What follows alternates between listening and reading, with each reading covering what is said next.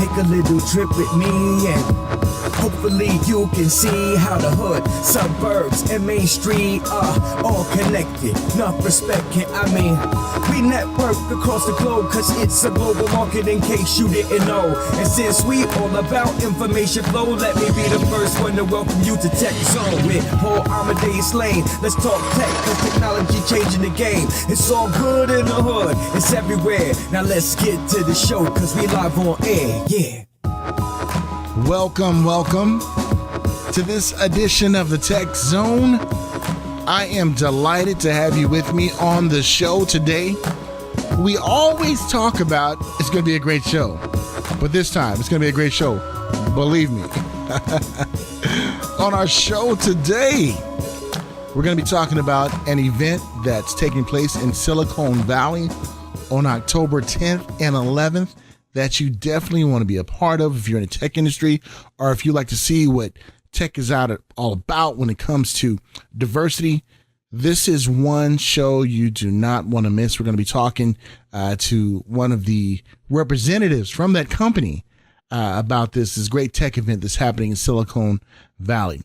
We'll also be talking about the technology of the microphone. Yeah, this little thing right here.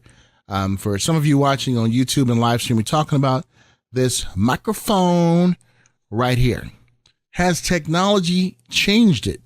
Has it stayed the same? When we look at a lot of things that was analog before, let's say the cassette tapes, 8-tracks. Oh, I just dated myself. Some of you millennials will be like, what's an 8-track? Yeah. Albums, analog things. Sean, you know what I'm talking about, right? A lot of things have changed when it comes to analog. No more cassette tapes. So you can get some now on eBay. You can play them and everything. But what about the microphone? Has the microphone changed since we're in this technology explosion now? Where I'm going to be joined by a great guest who has a lot of knowledge of microphones, technology, and giving us some behind the scenes look of what makes a microphone do what it does. In the words of Deion Sanders, primetime Hall of Famer. If a Hall of Famer can say do what it does, a little shrimp like me, I can say do what it does too, right, Sean? Yeah, I can do that. So sit back and enjoy the show on the Tech Zone. Remember, you can connect with me, paulonwheels.com, paulonwheels.com. I promise you, on next show, we're going to have a giveaway out of this world. I promised you, if we get to 500 subscribers on YouTube, I was going to make it happen. Well, next week is the week. So make sure you follow me on Facebook, Twitter, all my social media, because I will definitely have that wonderful prize that you have a chance to win. All right. So we're going to start our show today to talk about autonomous cars. Now, how many of you know what autonomous cars are? Well, apparently, according to Kelley Blue Book, there are many Americans who they surveyed don't know what an autonomous car is about. So you didn't know what autonomous was because autonomous is not a word, but you know what autonomous is. What it is, it's a driverless car. And a lot of Americans out there are not sure what this car is all about. Well, it's a driverless car, meaning, let's say if you wanted to go out and visit some friends and you're not a driver, instead of calling your relative who gives you a hard time about picking you up in gas money, and maybe you want to deal with Uber or Lyft, you have a driverless car that can take you to where you want to go. This is big in my community for the physically challenged, because imagine getting a device that can take you to the doctor, take you shopping, don't have to worry about a caregiver. It gives you, say it with me folks, independence. That's what it gives you. Independence. And apparently a lot of Americans don't know what it's all about. 6 of 10 people surveyed, this is according to the Wall Street Journal, that they knew little or nothing about autonomous vehicles. And only 41% surveyed said that they were familiar with the term autonomous vehicles. So I feel that I am not doing my due diligence if I am not educating the audience on autonomous cars. So I'm going to do a segment on it. Not today, but another day. We'll get someone in the industry to talk about it so that we can be aware. It's coming.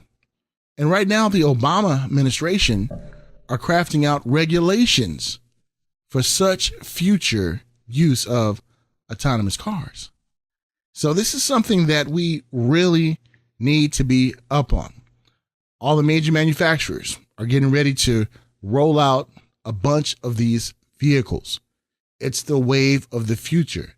So it's time for us to get educated on what these cars can do, how they do it, and if we want to be a consumer of this car. I think it's great. A lot of people are like, well, I'm kind of afraid when they have a driverless car drive me around.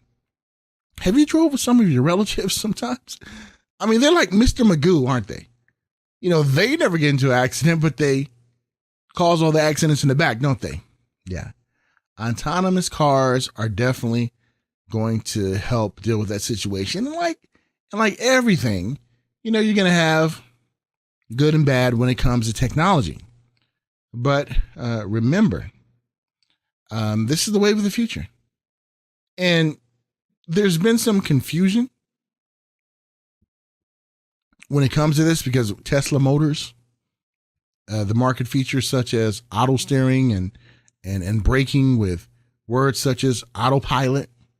Mercedes-Benz even pulled television ads that describe the new E-Class sedan as self-driving car from a very driven company, end quote.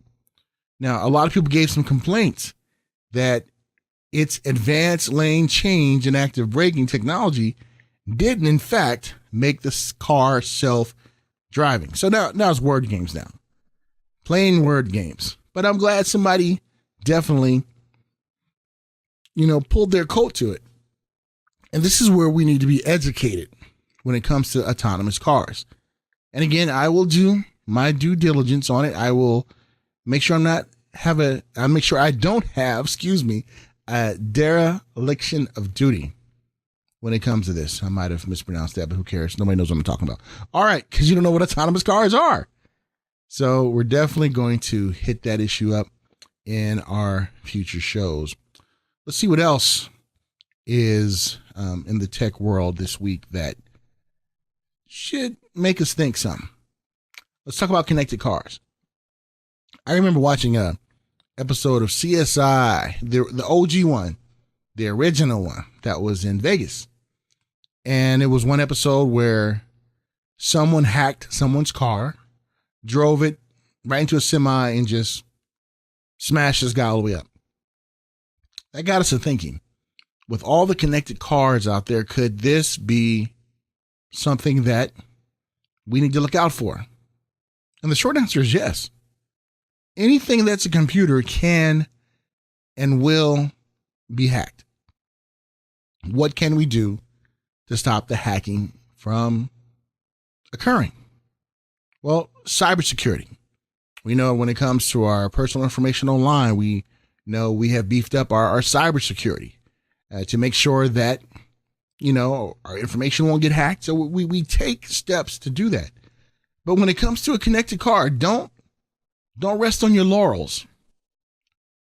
Make sure that it's secure. Now, this was an article that was on Automotive IT that I thought was just an amazing article. Demand for software and cloud-based services to protect connected cars will soar to about, are you guys sitting down? $759 million in the next 7 years. That's a lot of money. That's according to a market forecast. They also predict by 2023, which is not that far away, gang, 7 years away, about a quarter of vehicles sold will be equipped with cybersecurity cloud services. Now, this is what kind of makes me upset with the connected cars. When is the last time you bought a car? Cars are not cheap.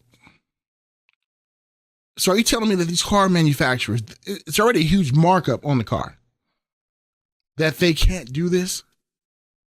That they can't automatically put this in the connected cars? Oh, no, we have to pay for it, the consumer. And some people must say, well, that's the American way, it's capitalism. No, it's dumbness. That's what it is to me. There's certain things you shouldn't play with when it comes to people. And that's any technology that involves someone's life. If you can make it safer, by all means, do it. Don't look at the bottom line. Just do it. Don't mess around with people's lives. See, that's where the lawsuits come in. Toyota, remember that? When that brake used to stick, all they had to do was spend a little bit more time on it. Might not have happened. The tragic accident would happen to Mr. Chekhov on the new Star Trek movies. Anton Yelchin, I believe his name was. Maybe if the manufacturer would have took a little time and not worry about the bottom line, safety, don't mess around with it. Don't mess around with this. Now, in addition, market researchers project that royalty revenue, this is disturbing, from cybersecurity software program will jump $370 million by the year 2023 from less than $1 million this year. See, this bothers me. Why you just can't add it in just like you add in airbags? Oh, well, people going to make some money on it. You're already making a lot of money off the sticker price, and never, ever play sticker price for a car. Never do that. Never, always haggle that price. But I'm telling you, if this bothers me again with technology when it comes to safety, don't monetize people's safety. Just do it. Be moral about it. These are people's lives. So, two topics we're really going to touch on: cybersecurity and automotive, and autonomous cars that we're going to hit on the Tech Zone coming up on our future shows. All right, coming up next on the Tech Zone when we come back from our break, we're going to talk about the technology of the microphone. Has it changed over the years? Has it become digitized out of its intended use? We're going to be joined by an audio expert from Audio Technica joining me. Steve Savagna will be joining me talking about this, coming back from our break. So you don't want to miss that. I'm Paul Amadeus Lane. This is the Tech Zone. Sean, get me out of here, man. Be back in 2 and 2.